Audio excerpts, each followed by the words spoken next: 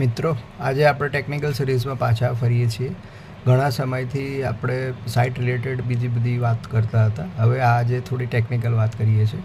હું મારા એક પ્રોજેક્ટમાં હતો ત્યારે આ વખતે આજે આપણે પ્લાસ્ટરની અને ક્વોન્ટિટી મેઝરમેન્ટ પ્રોપર સાઇટ ઉપર થાય, મતલબ પ્રપોર્શન પ્રોપર મેન્ટેન થાય, એના માટે શું મેઝર્સ લઈ શકીએ સાઇટ ઉપર, એના વિશે બનાવું છું. આમ જનરલી એવી ટેન્ડન્સી છે કે બ્રિકવર્ક કે પ્લાસ્ટર થતું હોય તો રેન્ડમ એ લોકો મિક્સ કરતા હોય છે. રેતી મૂકી, રેતીનો ઢગલો કરી, અમુક તગારા નાખી અને એમાં પછી સિમેન્ટ નાખી અને પછી મિક્સ કરી અને પછી જરૂર લાગે તો વધારે સિમેન્ટ એડ કરે છે. એટલે આમાં ક્યારેક શું થાય, પ્રપોર્શન જળવાતું નથી. 1:6, 1:4 આપણે જે અલગ અલગ ચણતર માટે આપણે 1:6 કરતા આવીએ, પ્લાસ્ટર માટે 1:4, 1:5 કરતા આવીએ છીએ, સિંગલ કોટ ડબલ કોટ પ્લાસ્ટર અલગ અલગ રીતે. તો એમાં એ મેઝરમેન્ટ મેઝર નથી થઈ શકતું. તો આ વસ્તુ અમે એક અલગ રીતે ટ્રીટ કરી હતી સાઇટ ઉપર. અમે એક કામ એવું કર્યું હતું, અમે એક મેઝરિંગ બોક્સ બનાવ્યું હતું ફેબ્રિકેશનનું, લોખંડનું, જે લંબાઈ પહોળાઈ અને ઊંચાઈવાળું બોક્સ હતું.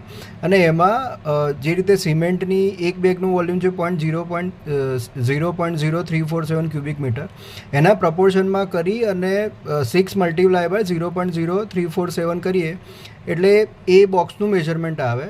મતલબ 0.6 કે 0.3 બાય 0.1 એ પર્ટિક્યુલરનું મેઝરમેન્ટ આવે. એ રીતે મેં એક બોક્સ બનાવ્યું.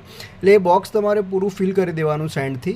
એ સેન્ડથી પૂરેપૂરું એના ટોપ સુધી ફિલ કરીને લેવલ કરી દો અને એની અંદર પછી તમે એક બેગ સેન્ડ નાખો તો તમારું એક્ઝેક્ટ પ્રપોર્શન 1:6 કે 1:5 પ્રપોર્શન આવે. તમે સમજી શકો છો શું કહેવા માગું છું.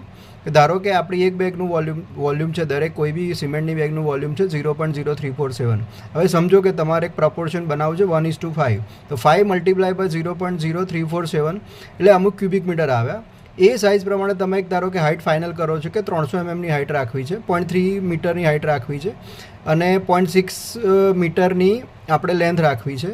તો બાકીની જે ડેપ્થ, બાકીની જે વિડ્થ વધી, એ વિડ્થવાળા ભાગમાં તમે જે બાકીનો ભાગ આવ્યો તમારા જે તમે જે મેઝરમેન્ટ તમારું જે નીકળ્યું એના પ્રમાણે, એ પ્રમાણે તમે એ બોક્સની ડિઝાઇન કરી શકો છો. તો તમારા બધા મેઝરમેન્ટ પ્રોપરલી થશે. 1:6, 1:5 જે કરવા હોય.